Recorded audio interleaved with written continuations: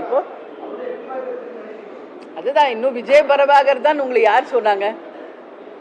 அதுதான் 5 தொகுதிக்கு யார் வேட்பாளர் என்றதை இன்னும் நாங்களே டிசைட் பண்ணல.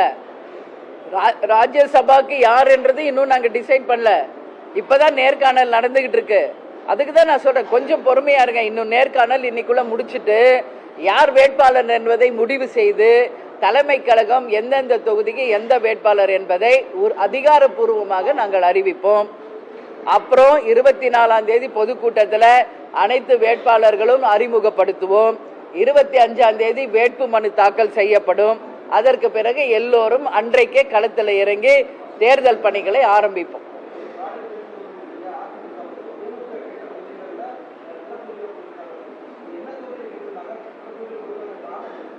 இல்ல, நாங்க எங்களுக்கு ஃபேவரா இருக்கிற பல தொகுதிகளை கேட்டோம். அதுல அவங்க 2 பேரும் பேசி இது மாதிரி நீங்க எடுத்துக்கங்க, இது மாதிரி நாங்க எடுத்துக்கோன்னு சொல்லி பேசி புரிந்துணர்வோடு தான் இந்த தொகுதிகளை அவங்க எங்களுக்கு கொடுத்துருக்காங்க.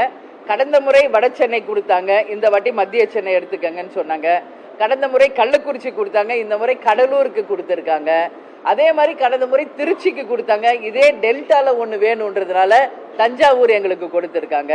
விருதுநகர் ஆல்ரெடி நாம போட்டியிட்ட இடம்தான், அதுவும் கிடைச்சிருக்கிறது. அதே மாதிரி இங்க தனி தொகுதி ஒன்று வேணும் அப்படின்றதுனால எங்களுக்கு திருவள்ளூர் பெட்டரா இருந்தனால நாங்க திருவள்ளூர் தொகுதியை கேட்டோம். எனவே நாங்க கேட்ட அத்தனை தொகுதியுமே அவங்க கொடுத்துருக்காங்க. கேட்ட ஒரு 2 தொகுதி மட்டும் மாற்றி கொடுங்கன்னு நாங்க கேட்டோம். இருந்தாலும் கூட்டணி தர்மத்திற்காக நாங்களும் சிலது விட்டு கொடுக்கணுன்றதுனால நாங்க விட்டு கொடுத்து அவங்க எங்களுக்கு சிலது விட்டு கொடுத்து நல்ல அண்டர்ஸ்டாண்டிங்கோட இந்த கூட்டணி உறுதி செய்யப்பட்டிருக்கிறது.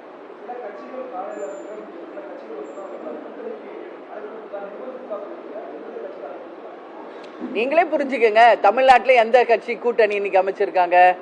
எல்லாருமே அனைவருமே நட்புறவோடு தான் எங்களோட இருக்காங்க. ஏற்கனவே நாங்கள் என்டிஏ அலையன்ஸ்ல 10 ஆண்டு காலம் இருந்தது எல்லாருக்கும் தெரியும். அந்த நட்புணர்வோடு எல்லாரும் எங்களை அப்ரோச் பண்ணது உறுதி, உண்மை. அதனால எங்களுடைய மாவட்ட கழக செயலாளர் அனைவருமே அதிமுகவுடன் கூட்டணி அமைக்கணும் அப்படின்னு சொன்னதுனால அந்த முடிவை நாங்கள் எடுத்திருக்கிறோம். எனவே அழைத்தவர்களுக்கும் இந்த நேரத்தில் தேமுதிக சார்பாக எங்கள் நன்றிகளை தெரிவிச்சுக்கிறோம். அதே போல தேர்தலை பொறுத்த வரைக்கும் தேர்தல் களத்தில் தான் நம்ம போராடணும். அதுக்காக யாரும் இங்க நிரந்தர எதிரியுள்ள நிரந்தர நண்பரும் கிடையாது. எனவே நாங்கள் அனைவரோடும் நட்புணர்வோடு தான் இருக்கிறோம். நன்றி, வணக்கம்.